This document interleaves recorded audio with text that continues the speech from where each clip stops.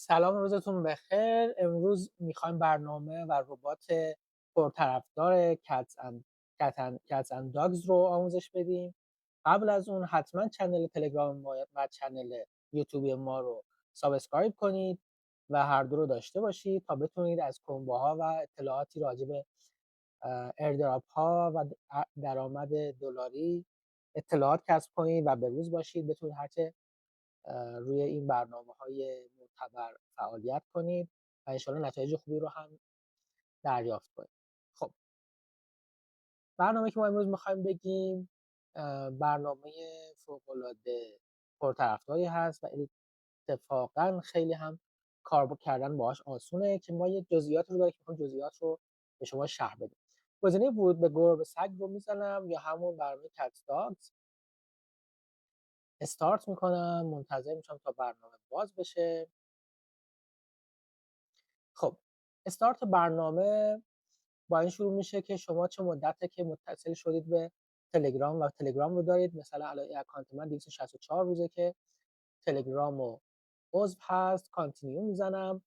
بعد میگه خب انتخاب کنید که میخواید به عنوان یک کاربر سگ وارد بشید یا یک کاربر گربه.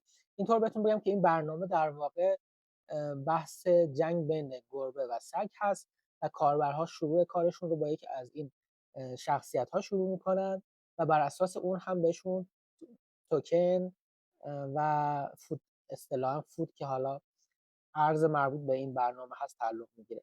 من گزینه کت رو انتخاب میکنم. خب، همین جای کار داره میگه که شما 264 فود دریافت کردید بابت انتخاب گربه. کانتینیو میزنم.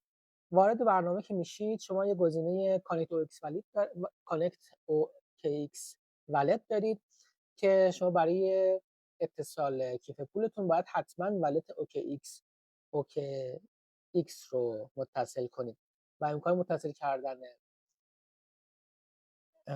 کیف پول تونکیپه در حال حاضر امکان پذیر نیست.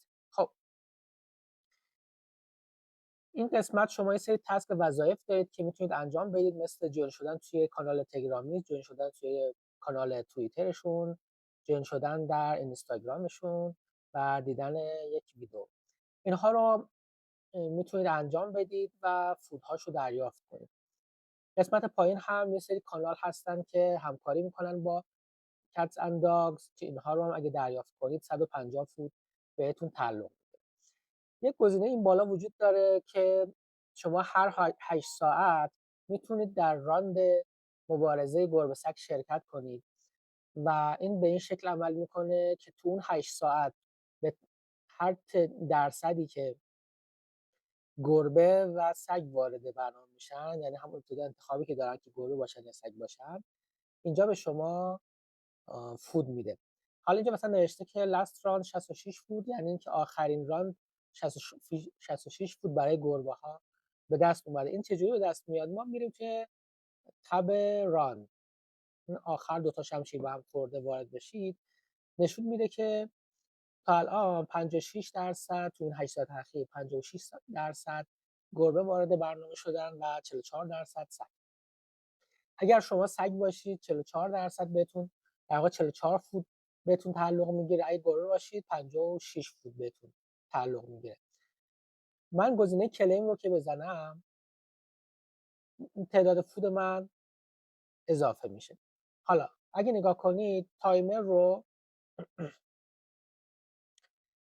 که به اتمام برسه دوباره 8 ساعت دیگه آغاز میشه برای راند جدید. شما هر 8 ساعت یک بار سعی کنید وارد برنامه بشید و این کلیم رو بزنید تا فود رو دریافت کنید. قسمت اینوایت هم شما هر تعداد اینوایت رو که انجام بدید میزانی رو به شما فود میده که در واقع همون توکن برنامه است. اینجا هم به شما نشون میده که شما تا حالا تو کل این برنامه چه تعداد سگ و چه تعداد گربه عضو شدن، که در حال حاضر می‌بینید که 5,267,000 تا گربه عضو شدن و 4,632,000 تا هم سگ. این برنامه هنوز تاریخی رو برای لیست اعلام نکرده و شما باید فعلا فعالیت داشته باشید تا زمان لیست. به نظر من حتما این برنامه رو داشته باشید. برنامه بسیار برنامه قدرتمندی است، پشتیبان‌های قدرتمندی داره و بسیار هم ساده است. خیلی راحت میتونید برنامه رو بسته نگه دارید، هر 8 ساعت یه بار باز کنید و کلیم کنید و ببندید و انشاءالله که توکن های خوب و با ارزشی هم بهتون تعلق بگیره.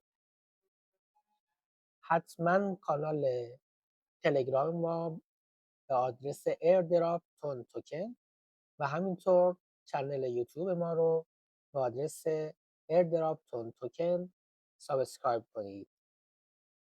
تا آموزش بعدی فعلا.